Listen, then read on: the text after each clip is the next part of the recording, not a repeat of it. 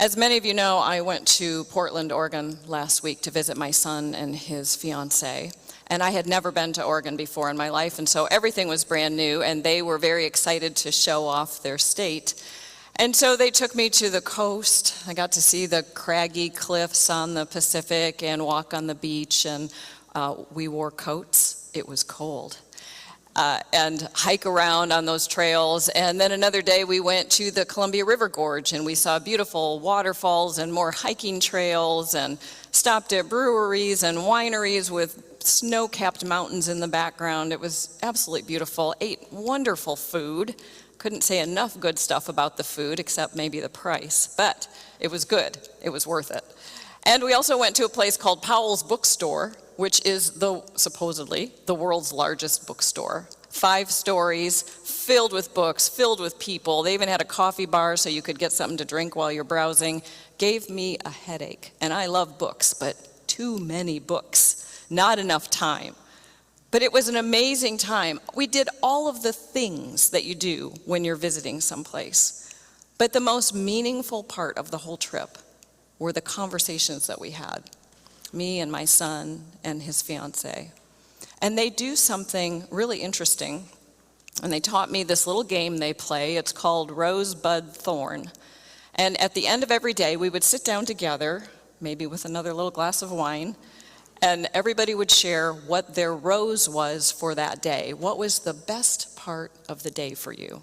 So we would all share what our rose was. Then we would share what our thorn was. What was the part of the day that maybe brought you some anxiety or made you a little uncomfortable, or you didn't really like it, or it just wasn't good, don't want to do that again. And then after that, we all shared what our bud was, our rosebud. The rose that's going to bloom, but it's not open. It's our hope for tomorrow. What are we looking forward to tomorrow? And as we went around the table and we shared those, it opened the door to really deep conversations. And of course, that reminded me of the sound house relationship model that we've been talking about here for 2 or 3 weeks. Now, you had a break from it last week. Jan was here to talk to you about vision, but I have still been stuck in that house, and I'm not quite done with picking it apart. Now, just for a quick reminder, the sound house relationship model was developed by the doctors Gottman, and the 2 weight-bearing walls that have to exist in every relationship are trust and commitment. If you don't have trust and you don't have commitment, you won't have much of a relationship to work on, right? And it's not just for married couples, it's for families, it's for parents and children and neighbors and churches, okay? Now, the house is made up of these 7 floors, 2 more than Powell's House of Books. And each floor is a direction or an action or an intention, something that helps us build a healthy relationship, all right? And we talked about the very bottom floor of this house a couple weeks ago when we talked about really learning about the other people who are in the relationship with us by asking questions. And we asked questions of the Apostle Paul.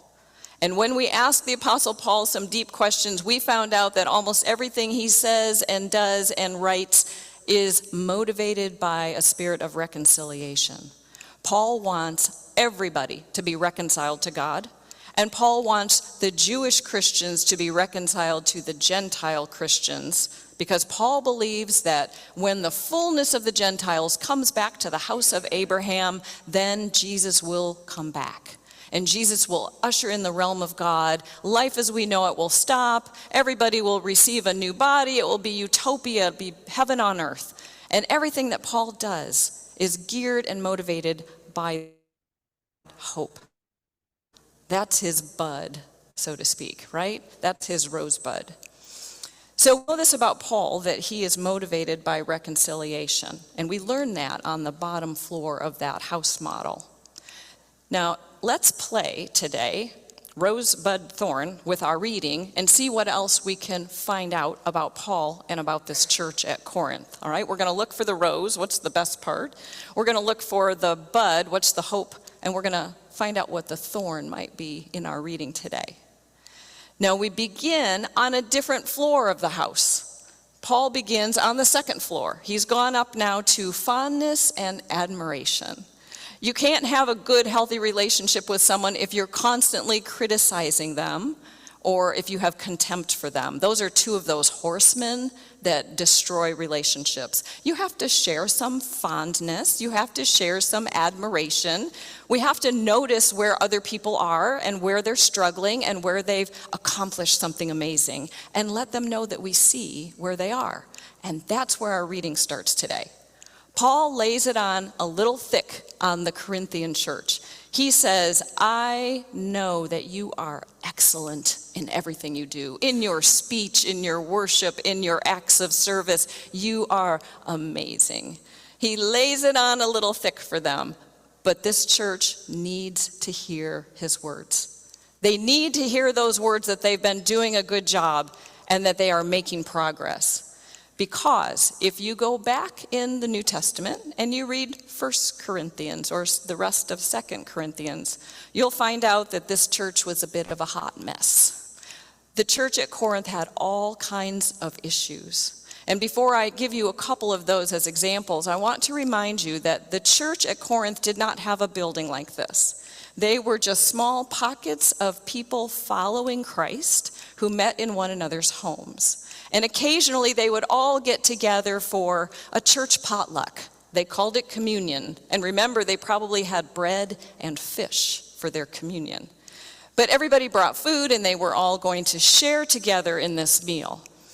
Now, one of the problems that they had was that during that communal meal, the folks who got there first heaped their plates with all the delicious stuff, got the goblet of wine, and had a wonderful time, but the folks who showed up a little bit later and who were at the end of the line didn't get any food. Now, if you've ever been at a church potluck and that happened to you, I commiserate with you because it happened to me once, and it did not feel good to get up in the line after I've seen everybody walk by with their big plates laden with food, and all that was left for those of us at the end of the line were the 4 crusty corners of every casserole dish. It was a little disheartening, to say the least. And this was happening in Corinth when the whole church got together. That was one of their issues. Then they had others. They had some women who were exuberant in their worship, and they were speaking in tongues very loudly and distracting everyone. And they had a man who was in a sexual relationship with his stepmother, and they didn't know what to do about that either. There were all kinds of issues that cropped up in this church in Corinth that made different groups form, and there were divisions and there was fighting and they didn't know what to do. And so Paul has been writing letters to let them know how to handle all of these issues. He's their coach and their consultant, right? He's letting them know how to get through all of this. And according to scholar Rodney Parrott, we have only 2 letters from Paul to the church at Corinth in our Bibles, but there were probably 4 or maybe 5, and there were letters from Corinth that came to Paul that have been lost to history. Parrott says that different pieces of these letters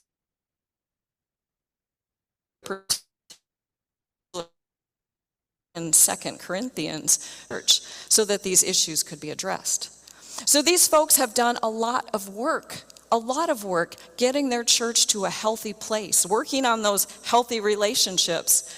And Paul has been part of that process through his writing.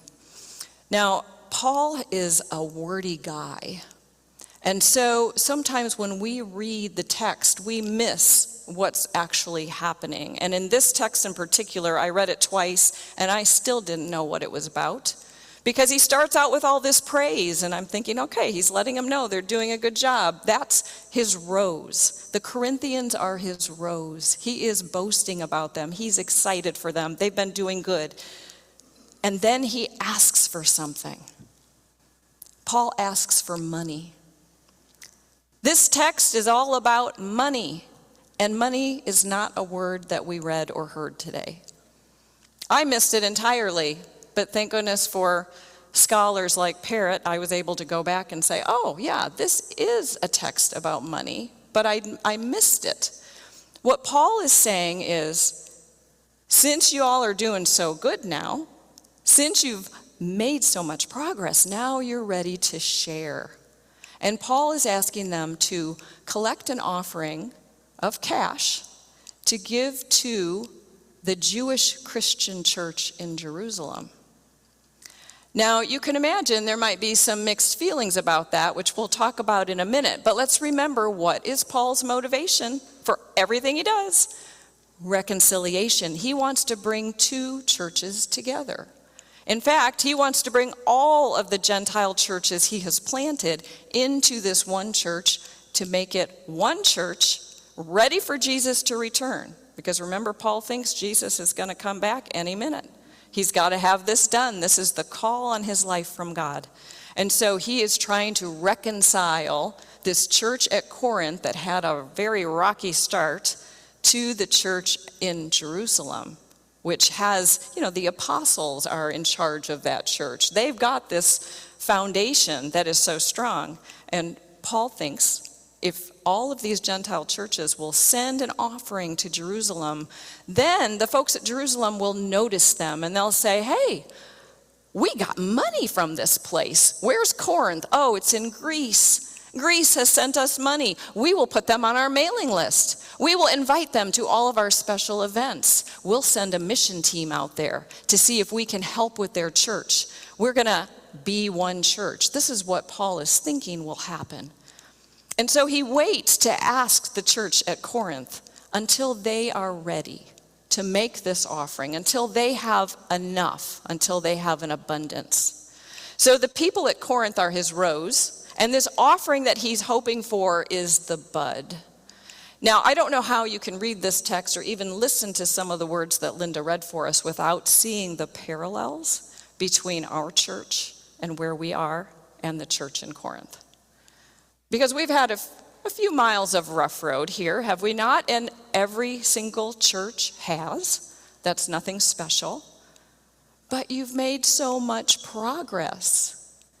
I don't know if you can remember what it looked like in here 3 years ago when everything was covered in this much dust. It had been closed for COVID, right? We had a pandemic.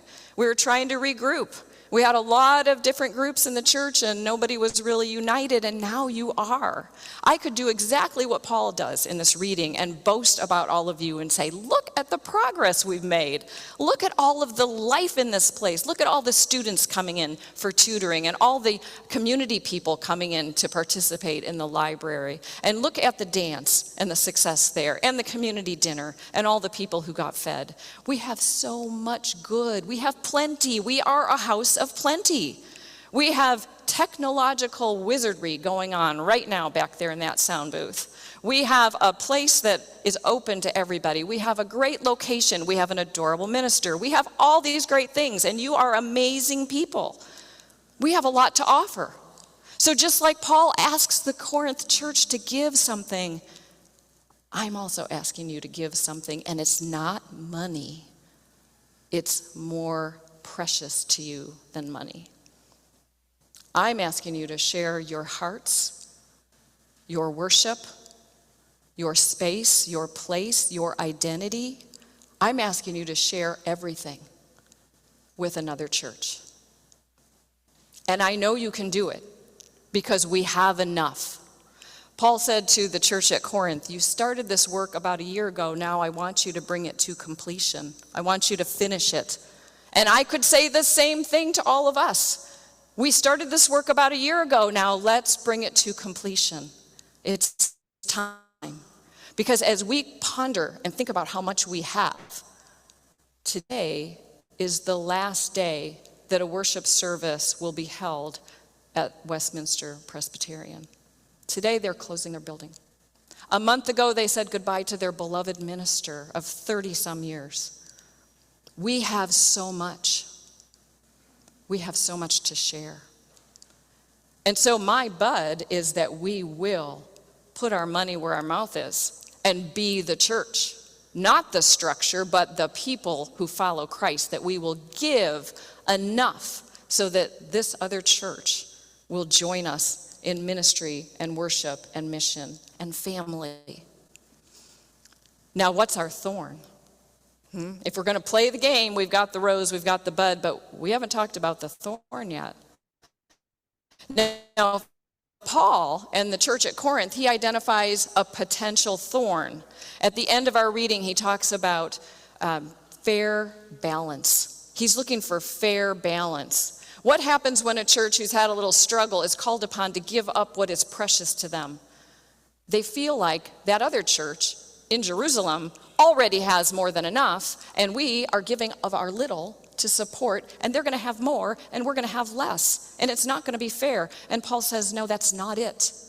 This is for a fair balance. This is so the two churches are the same. This is so it's equitable, so that one doesn't have more power than the other. One doesn't have more ownership than the other. One doesn't have more energy than the other or a bigger name than the other. We are equitable. We have a fair balance. But it hurts sometimes to give up what is most precious to you. Now, I know that when I was on my trip, and my son asked me what my thorn was, I said quickly, riding in the car. I did not come on vacation all this way to be trapped in your car for 3 hours a day sometimes, depending on traffic, an hour and a half to the coast, and then an hour and a half back. I said, I hate riding in the car. And then the next day we did it the other direction, to the gorge and back. But if I didn't accept the thorn, I would have missed the coast.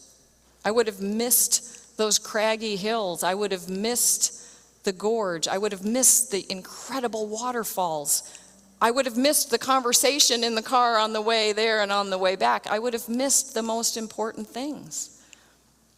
So we have to understand that the thorn is something we don't want to feel, but we have to be motivated by something deeper, just like Paul. We need to be motivated by this need to be reconciled, to support another church, to pour into them, knowing that it costs us something. And that is a thorn that we have to learn to live with, because we want it to be a fair balance, right? I feel like I forgot a whole bunch, but I wanted to stop early today. So I think we can end with this. This week, maybe today, play that game, rose, bud, thorn. Play it with your family, play it after our meeting today, maybe play it after church. What so far in your day, what's your rose? What's your thorn? What's the bud? What's the thing you're looking forward to? Because I know for me, you're all my rose, and my bud is this collaboration, this partnership. We can be so much more than we are. And I know that we have the strength and the abundance to do it. The thorn? I don't know. We'll have to see them when they prick us. We'll know they're there, won't we? But hopefully we'll be ready to deal with those. So let's do what Paul said. Let's carry this on to completion. It's been over a year. Let's finish the job. Let's do what we've been called to do. Let's be the house of plenty that we are and share what we have. Amen.